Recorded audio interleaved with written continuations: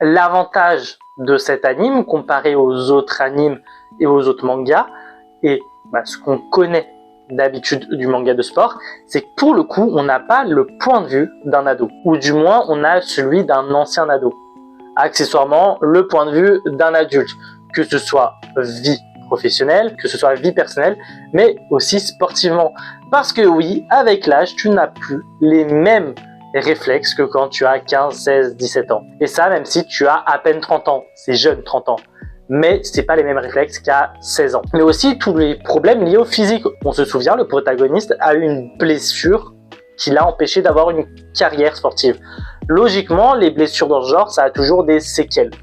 Donc à quel point ça a des séquelles pour l'impacter aujourd'hui dans sa vie de tous les jours et notamment dans cette compétition sportive.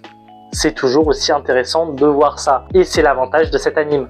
Puis on va pas se mentir, pourquoi je parle de cet anime qui parle de badminton, qui en soi n'est pas un sport inconnu? Parce que c'est un sport qui reste boudé. Alors, à part quelques fois quand il apparaît au JO, mais c'est pas systématique, personne ne va se taper un kiff à faire du badminton. Sauf en cours de PS, mais ça c'est le zoo à chaque fois, ou au camping.